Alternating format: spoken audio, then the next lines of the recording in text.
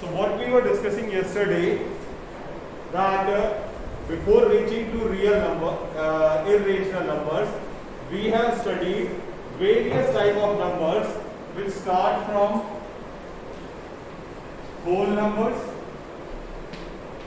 0, 1, 2 to infinite, natural numbers starts from 1, 2 to infinite. Then what we studied?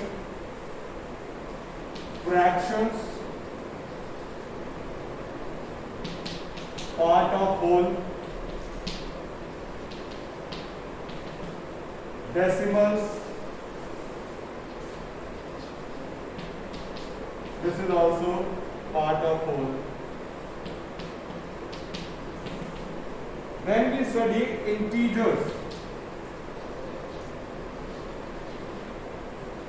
and came to know that there are infinite numbers before 0 also, and there are infinite numbers after 0. Okay, so once this integers we studied, thereafter it came rational number. The difference between rational number and fraction is this, that in fraction only numerator can only be the natural number. Numerator can be the whole number. Denominator can be the natural number. But in rational number, numerator and denominator can be integers. Denominator cannot be 0, and numerator and denominator can be integers. So the difference between the fraction and rational number is of integer and natural number. Here it can be minus 1 by 2. Here it can be 3 by minus 2. This was possible, and that was not possible in rational number. Okay? Sorry, fraction. In rational number, P and Q can be integers, and Q cannot be 0. Okay. Then we converted the fraction into decimal. We converted the fraction into decimal. Then we found there are two cases. One was the case like 1 by 2. So it ends after a certain number. One is the case like 1 by 8. So 0.125 ends. And another is the case which is not going to end. 0.6666. It will keep coming. It is not going to end. Okay. So these two types of decimals are called terminating, non-terminating. Terminate means which ends. Non-terminate means which does not end. So these are the type of decimal which are non-terminating. These are the type of decimal which are known as terminating. Okay. Now in non-terminating we will have repeating decimal. In non-terminating, digit is being repeated. In non-terminating, the digit is being repeated. But if we are having a decimal which is neither terminating nor repeating, are you getting my point? If we are having a decimal which is neither terminating nor repeating, this is called irrational. This is called irrational. A decimal expansion which is neither terminating nor repeating is known as irrational. Okay? And what is the common example? The common example is all the non-perfect square root. Perfect square root is not the example of irrational. This is not the example of irrational because its answer will be 2. And while I will try to solve it, it will neither end nor there will be anything repeated. Neither it will end nor it will be repeated. Okay. So root 5, root 6, root 7, root 8. Yes or no? Why no? Root 8 is not a perfect square. Root 8 is a perfect cube. So root 8 is yes. Root 9? No, root 9 is a perfect square. Root 9 is the perfect square of 3. So 9 is not 10. And so on. So all these are irrational. All these are irrational. And combinedly they all are called real numbers. Combinedly they all are called real numbers. Look, there are only two types of numbers. That is rational and irrational. If you will look for rational, what rational is? Which is in the form of P upon Q. Okay, and P and Q are integers and Q is not equals to 0. तो सब कुछ इसके अंदर आ गया. Like whole numbers. 0 की बात करें तो ये 0, ये 1. तो रेशनल है वो भी. It means whole number is a rational number. Similarly, natural number. ये 1, ये भी 1. It is also a rational number. Fraction, दोनों अगर पॉजिटिव हो तो वो फ्रैक्शन बन जाएगा. P and Q both are positive, so it is a fraction. So fraction is also a rational number. Decimal, हटाया decimal 9/10, ये भी rational हो गए. Okay, integers, हाँ -2 upon 1, -2 upon 1, ये भी rational. तो other than rational जो भी हमने पढ़ा, that is all rational. Rational के अलावा जो भी अलग से हमने पढ़ा ना वो सब रेशनल ही होता है.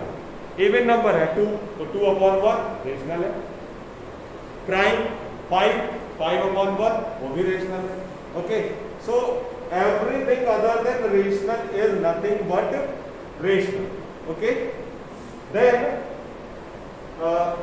Other than rational there is only one thing which is known as irrational.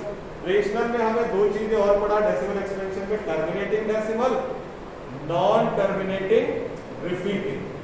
Non terminating में दो तरह के होते हैं, या तो नॉन टर्मिनेटिंग रिपीटिंग या non terminating non repeating.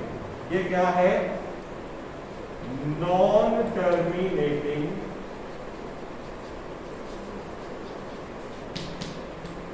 Non repeating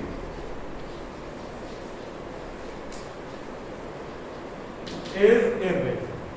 Non-terminating, non-repeating is irrational. Could you understand this? समझ आई बात? ये कुछ समझ में आ रहा है कि बस ऐसे मजे कर रहे हैं? समझ में आ रहा है? Can we go ahead? So, on the basis of that, we will start.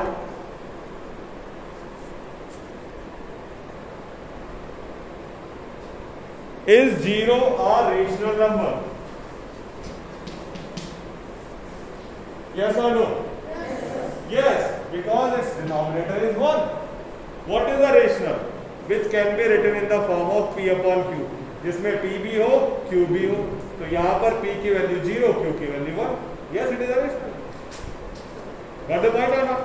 So it is a rational number. Yes. What is the question number 2? Can you write it in the form of P upon Q? Yes, we have written. P, the value of P is 0, the value of Q is 1. Find 6 rational numbers between 3 and 4. So this type of question you have already done. ये तो हम पहले कर चुके हैं पिछले साल. क्या कर रहा है? 3 और 4 के बीच में 6 रेशनल नंबर्स हमें लिखने हैं. 3 और 4 के बीच में 6. हम चाहें तो 6000 भी लिख सकते हैं, because 2 numbers are having infinite rational number in between. 2 numbers के बीच में कितने नंबर होते हैं? Infinite. Let me write it 3/1, 4/1. कोई प्रॉब्लम नहीं? कोई भी प्रॉब्लम नहीं. Let me multiply by 100. कोई प्रॉब्लम? कोई भी प्रॉब्लम नहीं, कर सकते हैं. दोनों को 100 से मल्टीप्लाई कर रहे हैं तो कोई भी दिक्कत नहीं है ना. So it has become 300/100 and this has become 400/100. अब दोनों के बीच का 6 नंबर लिखते. दोनों के बीच में कितने नंबर लिखने हैं? कितने? 99. There are 99 numbers. 100 थोड़ी है. 1 से लेकर 99 तक ही तो है. तो 301 upon 100, 303 upon 100, 307 upon 100, 311 upon 100. कितने हो गए? 1 2 3 4, 2 और लिखते हैं, 313 और 317 upon 100. ये क्यों लिखा है ऐसे? Why I have not written in sequence? Sequence में क्यों नहीं लिखा? Now बेटा why we have not written in sequence? तो हम sequence में तो लिख सकते हैं. मैंने 302 क्यों नहीं लिखा? वो मैं लिख सकता हूँ. मैंने 302 क्यों नहीं लिखा? मैंने 304 क्यों नहीं लिखा? हमने नोट नहीं किया. मैंने 306 भी नहीं लिखा. कोई भी इवेंट नहीं लिखा. Why am I not writing any even number? आपने देखा ना all are odd. क्यों odd क्यों नहीं? Even क्यों नहीं? हाँ. Even number can be divided by 100. हाँ भैया even number हो गए तो उनको lowest form में convert करना पड़ेगा. अगर मैं 302 upon 100 लिख देता तो मुझे उसको कैंसिल करना पड़ता. 151 upon 50 ऐसे लिखना पड़ता. इस परेशानी से बचने के लिए मैंने वो नंबर चूज किए जो आपस में कैंसिल ही नहीं हो सकते. Understood? Got the point? When you were studying earlier?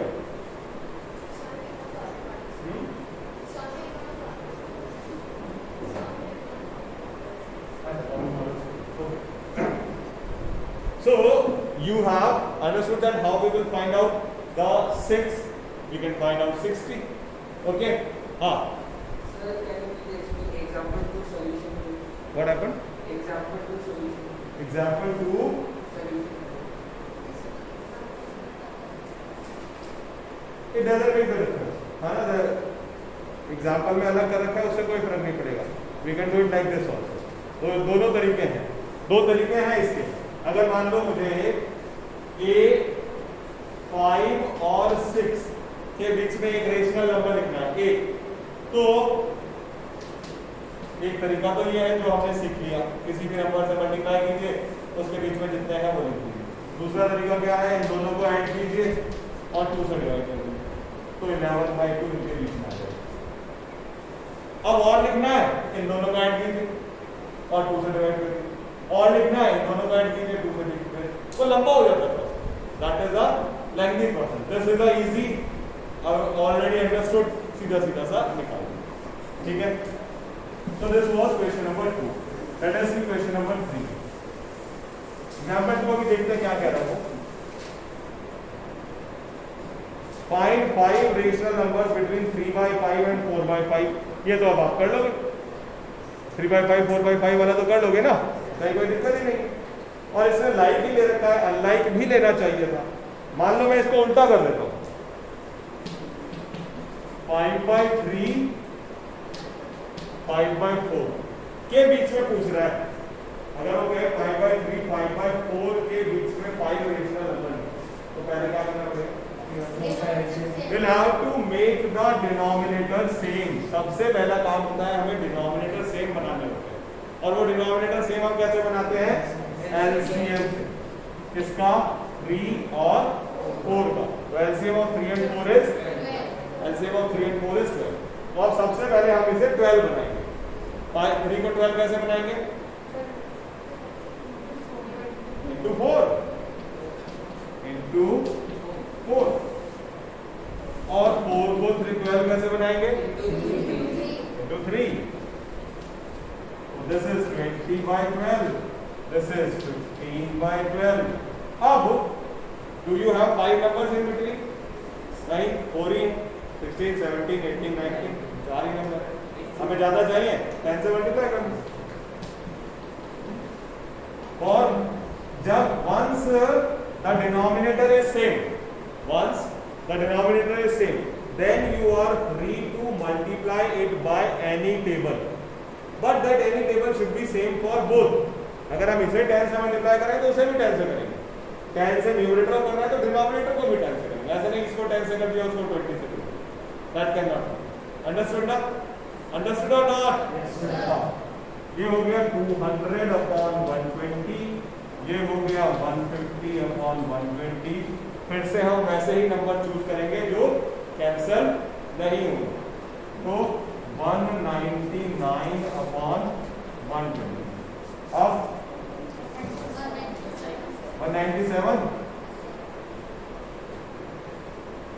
और 193, 3 से डिवाइड नहीं होना चाहिए, बाकी तो कैलकुलेटिव हो जाएगा। 191 और 189 हो रहा है क्या? हाँ, ये तो 3 से हो गया ना, तो इसको 7 लगा दो। 189 can be divisible by 3 and 120 भी 3 से डिवाइड हो रहा है, तो 189 इसलिए नहीं आता। तो अगर डिनोमिनेटर डिफरेंट है, the question is not in your book, but if the denominators are different, first of all we will have to make them like, and once they are like, then we will find out the rational numbers in between. Got the point? समझ आ गई बात? आइए देखते हैं कि book में और क्या दिया हुआ है, तो कौन सा है। कुछ बहुत ज्यादा बात है नहीं। Every natural number is a whole number. जो एक बहुत है, कौन सा नेचुरल नंबर है जो होल नंबर नहीं होता?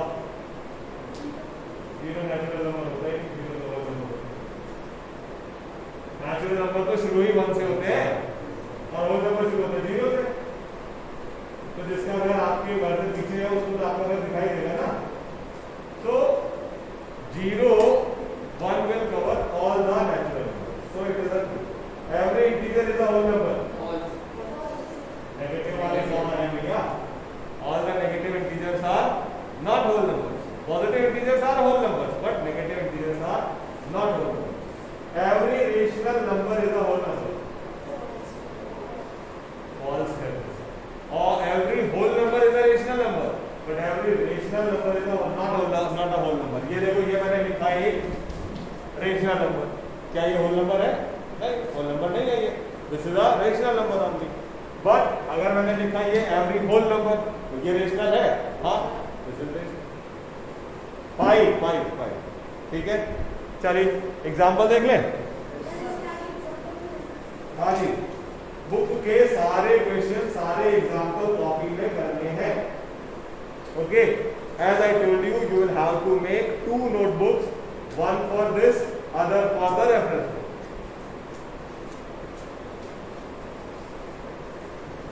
एग्जाम्पल, हाँ, तो वही पूछे थे ना, R plus S by 2। हाँ, समझ आ गई बात? So we can go for any method, either this और दैट। मैं बता देता हूँ वो भी, that method will be bit longer, लंबा रहेगा। फॉर एग्जाम्पल, हमें 5 और 6 के बीच में 5 रेशनल नंबर लिखना है। 5 और 6 के बीच में कितने लिखने हैं? 1 2 3 4 5। तो पहला कैसे निकलेगा? 5 plus 6 by 2। पहला वाला निकालना तो बड़ा आसान है। अब इसको आप जहां जाओ रख दो, ठीक है। अब अगर आपको यहां और निकालने हैं तो आप किसको ऐड करना पड़ेगा? 5 और 11 by 2। 5 और 11 by 2 को ऐड करेंगे और 2 से डिवाइड करेंगे, तो डिवाइड करने वाला प्रोसेस तो चलता ही रहेगा। तो अब ये कैसे ऐड होगा? Tell me what is the answer of it? 21 upon 2। किसको नहीं समझ में आया 21 upon 2 कैसे हो गया? ये 21 upon 2 समझ आया बेटा? नहीं आया? 5 by 1 11 by 2, एलसीएम लेंगे तो 2, 5 2 10 plus 11 20। ऐसे भी कर सकते हैं, 5 2 10 plus 11, 5 2 10 plus 11, 21 by 2 और 2 नीचे, तो वो हो जाएगा 21 by 4। एक और आ गया हमारा 21 by 2। अब फिर से निकालें, कैसे? 5 plus 21 by 4 upon 2 क्या होगा? 4 5 जा 20, 4 5 जा 20 plus 21 41, 4 2 जा 8, तो 41 by 8। अब देख रहे हो Lakshya, everyone is creating a big problem for us. लंबा हो रहा है ना मेथड, तो that is why we go for that method, इसीलिए उस पर जाते हैं। अब इसका कैसे निकलेगा? 11 by 2 plus 6 अपॉन 2, क्योंकि अब हम इन दोनों के बीच में निकालना है, अब हम इन दोनों के बीच में निकालना। तो 6 2 जा 12 प्लस 11 23/4, ये आ गया हमारा 23/4। अब क्या करें, इन दोनों के बीच में निकालना है ना, तो फिर से वही 23/4 प्लस 6/2, 6 4 जा 24 plus 23 by this way we will calculate the 5 rational numbers in between by this method. इस मेथड से ऐसे 4 रेशनल नंबर निकलेंगे। कौन सा मेथड आसान लगा? The previous one ना? The previous method is easy. Have you understood that method? Can you solve these questions? Look, unless it is not clear to you, raise your hand and ask the question. This is the first day. आज से ही समझना शुरू करोगे तो it will be easier for you. And if you will have doubt, pi is also a irrational number. Why?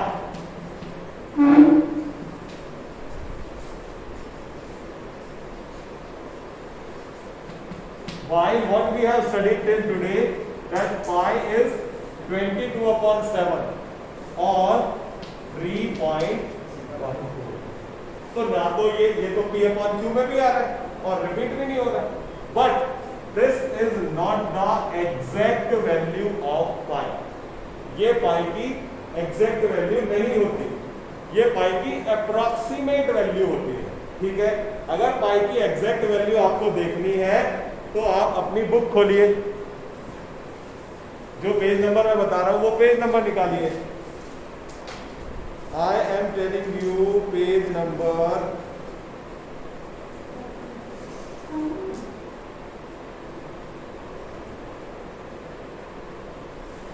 246, and in question number 7 you will see the 50 digits after 3, 3.14 dash dash dash dash dash dash, कितने digit लिखे हुए हैं? 50 digits, 50 है भाई, I'm telling you। ये भाई की value अभी भी खत्म नहीं हुई है और भी आगे चलेगी। So that is why pi is irrational, because it is non-terminating, non-repeating. It is non-terminating, non-repeating. So pi is irrational because its value is non-terminating and non-repeating. ना तो repeat हो रही है ना terminate हो रही है। So pi is a irrational. And as I told you that all the square roots except the perfect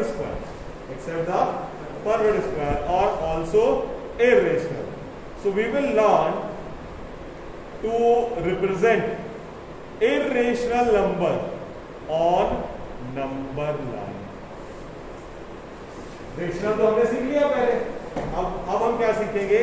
to represent the irrational number on number line. You remember we have studied Pythagoras theorem? आए ना? Pythagoras theorem पढ़ी थी ना? क्या होती है Pythagoras theorem, बताओ। पढ़ी तो है ना, पता नहीं क्या होती है।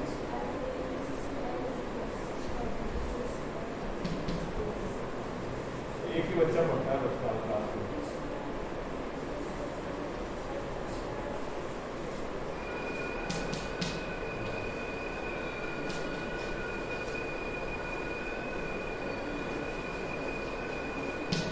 Irrational number on number line.